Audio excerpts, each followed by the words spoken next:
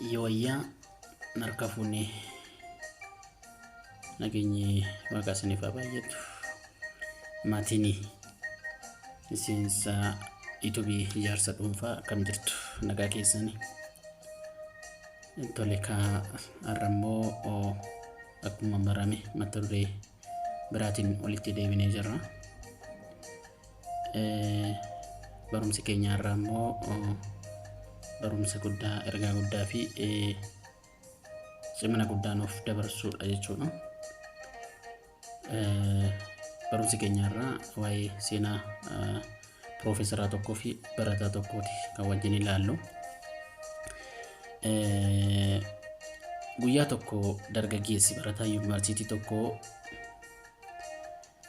paarkii tokko keessatti Piroofeesara isaa waliin taa'ee haasaa ture jedha. Piroofeesarichis hunda caalaa barataa kana jaalachuun akka riyaasaatti ilaalaa ture jechuudha. Fuuldura isaaniitti hojjetaan jaarsi dulloomaan tokko paarkii sana keessatti marga paarkii sana keessa jiru qulqulleessuudhaaf kophee isaa baaseetu marga paarkii sana keessa jiru qulqulleessuudhaaf itti ka'ee jedha. Barataan kun jaarsi paarkii qulqulleessu sana ilaaleetu Piroofeesarichaan akkas jedheen. Piroofeesar, har'aanas akkuma argitu nu dabbaree jira. Maaliif jaarsa kanarraa kophee isaa jalaa dhoksine wanta inni ta'u hin ilaallu? Miira inni agarsiisu da'oo gallee ilaalla jedhee Piroofeesara gaafate. Eenyutu gaafata? Barataan kuni jechuudha. Sana booddee Piroofeesarri kuni barataa kanaan akkas jedhan. Ilaa mucaa koo, yoo nu dabbarees hiyyeessa dararaa nuti gammaduu hin qabnu. Yoo gammaduun nu barbaachises nuti qarshii qabna. Qarshii keenyaan gammachuu dabalataa argachuu ni dandeenya. Deemii suuta jedhiitii kophee namicha keessa otoo inni siin argin qarshii kana kaa'e jedheetu sana booddee dhokannee waan ta'u ilaalla jedheen. Akka Piroofeesarri kun jedhanitti barataan kunis suuta jedhee kophee namichaa keessa maallaqa guddaa kaa'ee Piroofeesaricha waliin dhokatee haala namichaa hordofuu eegale jechuudha. Maanguddoon kunis paarkii qulqulleessee erga xumuree booddee kootii isaa erga kaawwatee booda gadi jedhee kophee isaa kaawwachuuf gaafa jedhu kophee isaa keessa waan akka nama quuquu wayii arge. Gaafa harka kaa'ee baasu amanuu dadhabe. Baay'ee rifate. Nama bitaaf mirga ilaalee homaa ni dhabe. Gaafa kana qarshii sana gara kiisii isaatti galchee gaafa kophee lammaffaa kaawwachuudhaaf jedhu ammas waan nama quuqu argee kophee sana keessatti jechuudha. Gaafa ilaalu qarshii baay'ee danuutee arge. Ammas baay'ee ajaa'ibsiifateetu jilba isaatiin jilbeenfatee mataa isaa gara samiitti ol kaaseetu sagalee guddaadhaan akkas jedheetu dubbatee jedha. Uumaa koo, waa'ee dhukkubsachuu haadha manaa kootii argiteeti miti?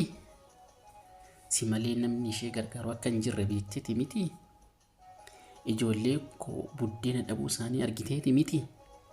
Yaa gooftaa koo, yaa Waaqayyo, galatoomii jedheetu Waaqa isa galateeffateedha. Barataan kun haala namichaa yommuu argu onneen isaanii tuqame. Iji isaas imimmaan guutame. Piroofeesarichis amma waan duraan yaadde caalaa akka bashannante shakkii tokko hin qabu jedheen. Barataan kunis imimmaan isaa ofirraa xaayetu Piroofeesar hanga yoonaatti barumsa akkanaa na barsiistee hin beektu. Har'a barumsa jireenya koo keessatti yommuu hin dhagine na barsiifte. Edaa dhugumatti fudhachuu irra kennu wayyaa jedhee deebisee jedha. Dhugumatti fudhachuu irra kennuun akka wayyuu sagalee kanarraatti baranna yookiin immoo seenaa kanarraatti baranna jechuudha. Mucaan kunis barataan kunis fudhachuu irra kennuun akka wayyuu seenaa kanarraatti barsiisa jechuudha. Imala jireenyaa keessatti eenyuun akka wal arginu gonkumaan beeknu. eenyuun akka wal arginu eenyuun akka wal quunnamne eenyuun beeku. Karaa irratti haalawwan barumsa umurii guutuu nu barsiisan hedduun mudachuu danda'a. Akkuma barataa kanaa jechuudha. Daandii jireenya namaa kamiyyuu ofitti amanamummaan beekuu hin dandeenyu. Namoonni jireenya akkamii akka jiraatan tasuma beekuu hin dandeenyu. Kanaaf madaa namaa tuquun manna nama miidhuun manna carraa hundaan itti dhiyaannee isaan gargaaruu qabna jechuudha. Seenaa manguddoo kanas kan nu barsiisu kanadha. Sana booda maal gochuu akka qabnu murteessina. Jireenya namaatti qoosuu fi kolfuu akka hin qabne seenaan kun waan baay'ee nu barsiisa jechuudha. Argitanii barataan sun yeroo sana manguddoo sana jalaatii kophee sanatu dhoksee manguddoon kun dhukkuba baay'ee qaba akkuma argitan. Haati manaa isaa dhukkubsataniiru. Ijoolleen isaa nyaata hin qabanii. Kana biraan gaafa kopheen isaanii jalaa dhukkubtu amma akka isaan dhukkubsatan amma isaan akka gaddan tilmaamuun nama hin dhibu. Haa ta'u garuu faallaa kanaatiin barataan kun yaada Piroofeesar Asaan manguddoo kana waan gargaaraniif barataan kunis waan baay'ee irraa baratee jira. Kanaaf nuti seenaa kana keessatti kan barannu fudhachuurra kennuun akka caalu kennuun hundumaa akka caalu seenaan kun nu barsiisa waan ta'eedhaaf jireenya keenya keessattis nama kamuu maal akka ta'e hin beeknu waan ta'eef miira nama sana tuquu caala nama sana gargaaruutti dhiyaannee jajjabeessuu akka qabnu seenaan kun nu barsiisa. Kanaaf barumsi keenya irraa isa kana fakkaata. Waan baay'ee akka barattaniif akka irraa hubattan shakkii tokko hin qabu. Egaa YouTube keenyas subscribe, like, share gochuudhaan nu jajjabeessaa gara fuulduraattis barumsa baay'ee wajjin barachuu hin dandeenya. Walaa jajjabeessinu wal cinaa dhaabbanne jechuun barbaada.